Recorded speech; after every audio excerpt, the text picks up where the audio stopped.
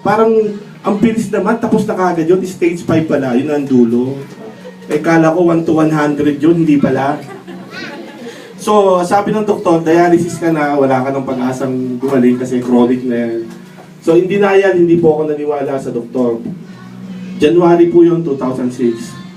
Ginawa ko po, hindi po ako, sabi ko, etong doktor na to, gusto lang nitong kumita kasi magbabayad sa kanya yung kumpanyang pinanggalingan ko. So, hindi ako nagpa-dialysis, hindi ako nagpagamot sa kanya. Ang ginawa ko,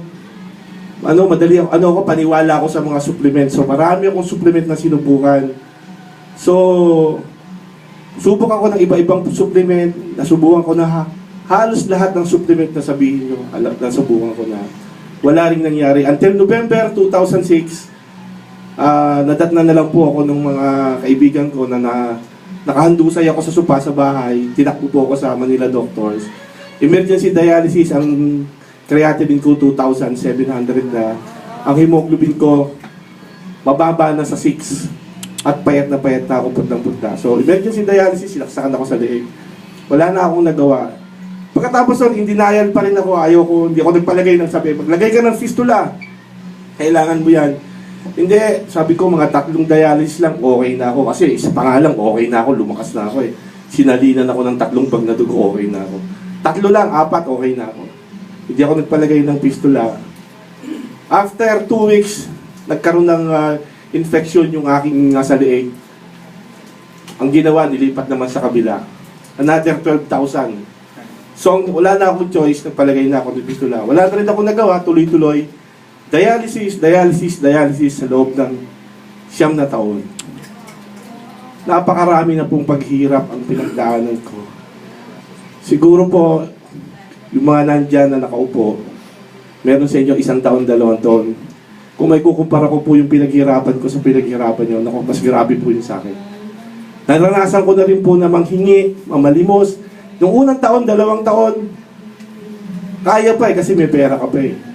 Pero nung mga sunod na taon, habang humihina yung bulsa mo, humihina rin yung katawan mo. Yes. Pati yung mga pakiramdam ng magulang mo, kapatid mo, nanghihina rin sila para sa'yo. Lalapit ka sa kaibigan mo, sa kamag-anak mo, kung ano-anong maririnig mo. Sasabihin sa'yo kung ano-ano. Hindi mo iintindihin yung maririnig mo. Kasi gusto mong magkaroon ng pan-dialysis. Tatanggapin mo na lang kung ano sabihin nila sa'yo. Dahil nagmamakaawa ka dahil hindi ka pwedeng mag-absent sa dialysis. Ang dialysis po pala, hindi ka pwedeng mag-absent. Hindi ka gaya ng may iniinom kang gamot sa sipon o sa high blood. Nalimutan mo, pwede yun, bukas na lang. Ang dialysis, mag-absent ka, 1 beses, 2 beses, patay ka. Tumagal po ng tumagal. Parati po ako nako-confine, parati ako naka-check-in sa Molino Doctors. May libreng TV, may libreng rep. Minsan may kasama ka pa naglalakad sa madaling araw. Hindi mo naman kilala kung sino. Marami na po experience dahil kaya nangyayari yun, nagdidelirio ka, naka-oxygen ka.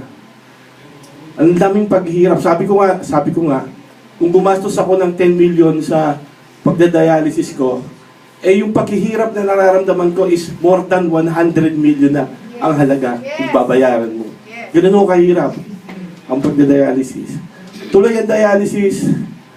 3 years ago, sabi ng doktor, Ariel, deteriorated na ang kalusugan mo, hindi mo na kaya mag-dialysis. Paswerte ka, buhay ka pa. 3 times a week ka na magda-dialysis. Minsan, nagpo 4 times ako, pag talagang congested ako, 4 times pa. 3 times ang dialysis ko. Habang nagti-3 times ako, lalo ako nanghihina, hindi na ako nakakain. Until na-confine ako noong November 2014, salin ako ng dugo. Every 2 months, every 1.5 months, nagsasalin ako ng dugo. Salamat sa Diyos! Kahit nagsasalin ako ng dugo, wala pa naman po ako nararamdamang mang-hold up o mang-rape dahil siguro yung sinalin sa akin ng dugo, dugo naman ng mabuting tao. Kasi kung sinalinan ako ng dugo ng hold up, baka nararamdaman ko, gusto ko talagang mang-hold up. Anyway, napakaraming paghihirap po. Until nung January, February, this year, 2015, mahina na ako. Sabi ko, Lord, hirap na po ako. Nanalangin ako sa Panginoon. Bakit pabuhay pa ako hanggang ngayon? Sabi ko, kung talagang gusto mo akong buhayin, bigyan mo ako ng kagalingan, padalhan mo ako ng kagalingan. para mag-glorify ko yung pangalan mo, ang pangalan mo. Ano ba talaga ang gusto mong gawin sa akin? Umimission ka pa sa akin buhay. Ngayon kung wala na, willing na akong mamatay kasi hirap na talaga ako. Ang hirap. Yes. Hindi ka nakakatulog, hindi ka nakakakain. Tatanungin ka kung anong pakiramdam mo, kung anong masakit, hindi mo ma-explain. So, ganun ang nangyari. Until February 12, 2015, nag-dialysis ako. 3 araw na akong hindi kumakain dahil wala akong gana. Pagkatapos ng dialysis, may lumapit sa akin yung aking upline angels na si Ayi at saka si Dante yung mag-asawa. Yes! Lumapit sila sa akin. Sabi nila, gusto lang ho namin i-share sa inyo yung product. Anong product na yan? Yung supplement. Sabi ko, anyway, mahilig naman ako sa sige, subukan ko. Pero sinasabi ko sa inyo, hindi ko kayo kilala, hindi nyo ako kilala. Bahala kayo. Wala siyang kaabog-abog, binuksan niya, pinainom kagad ako ng 3 jiggers. Kasi nakita niya pala, awang-awa siya sa akin kasi putla-putla na ako, yun ang hina ko. Ininom ko. Pag-inom ko, after 10 minutes, sabi niya, uy, pumupula na yung ano mo, lips mo, namumula ka na. Sabi ko, gusto lang kumita nito, binobola lang ako nito. Gusto lang kumita, gusto lang bayaran. Eh, wala akong pambayad. Wala akong pera ka ako, wala akong babayad dyan. Hindi ko muna pababayaran sa'yo, sabi niya. So, ininom.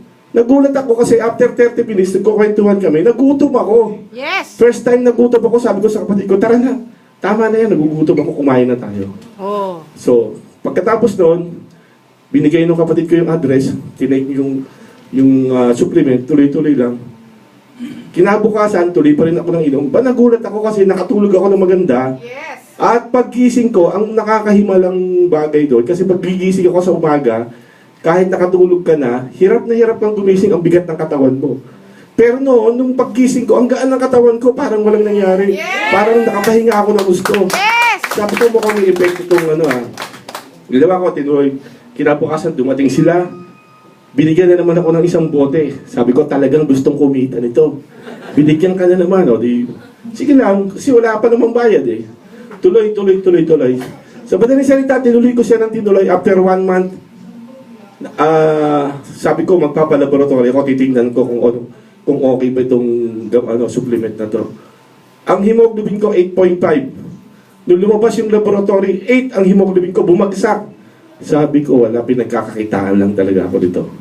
Pero kinausap ako nung aking upline. Ay, sabi niya, ituloy mo lang yan. Ituloy mo lang kasi talagang lang yan, ganyan lang talaga. Marami kang mararanasan mga healing effect, ganun sinasabi niya. Sabi ko, nasa isip ko talaga totoo. Gusto lang talaga akong pagkakitaan ito. Sa halip na tumaas, bumaba eh. Yes! Anyway, tinuloy ko pa rin. Mabuti na lang, makulit siya. Yes! After 3 months na aking pag-inom ng supplement na yan, nag-12 ka agad ang hemoglobin ko. Yes! Nagulat ako, sabi ko, nag-12 ang hemoglobin ko. Tapos yung mga laboratory results ko, bigla nag-unti-unting nag-normal. So, after 4 months, nag-laboratory ako, nag-normal. Ang hemoglobin ko, 12 pa rin. Ang aking calcium, nag-normal. Ang potassium ko, bumagsak. Ang uric acid ko, bumagsak. Kinausap ko yung aking nepro. Sabi ko, Dok, ito yung result ng lab ko. Anong gagawin ko dyan? Pwede ko bang itigil na yung gamot ko? Sabi niya, sige, itigil mo na muna pansamantala. Sabi niya gano'n. Pero hindi ko pa sinasabi sa kanya nag-iinom ako ng supplement. Kasi ayaw nilang maniwala eh. Ngayon, after 4 months na pag-inom ko, nung ako'y nagda-dialysis, naggulat sila, parang namatay ako sa dialysis. Nagkagulo sila sa dialysis kasi sanay sila ang BP ko mataas. Nung ako'y parang nawala sa sarili ko, na parang pakiramdam ko, namatay nga ako. Nung binipi ako, ang BP ko, 90/50. Yes! Bagsak na bagsak ang BP ko. Hindi ko kaya parang nawala ako. Sabi sa akin ng nurse, Kuya, tinto mo na yung gamot mo sa high blood kasi masyadong bumabagsak yung BP mo. Tapos, tinanong ko ulit yung nepro ko. Ang sabi ng nepro ko, ihinto mo na 4 na klaseng gamot, calcium block, catapres, amlodipine at saka metoprolol. Ngayon, wala na akong gamot, hindi ko na dinitake yung gamot. Tsaka yung mga gamot ko sa lahat ng mga potassium, calcium, wala na akong maintenance. Tinanggal. Hindi ako ang nagtanggal. Ang nagtanggal, doktor. Hindi pwedeng tayo ang magtanggal. At saka babasihan mo yung result ng laboratory. Pwede ako magsinungaling dito. Pwede ko sabihin sa inyo, gumaling ako. Pero hindi makakapagsinungaling yung dugo at saka yung laboratory na binigay ko kay doktora. Yes! At na-inspire ako masyado sa sinabi ni Dr. Amy. Sabi niya, Ariel's laboratory result is like of a natural person or a normal person except for creatinine. Isipin nyo, doktora nagsabi normal person daw ang aking laboratory result Yes! except for creatinine. Kaya tuwa-tuwa ako. Sa bagay na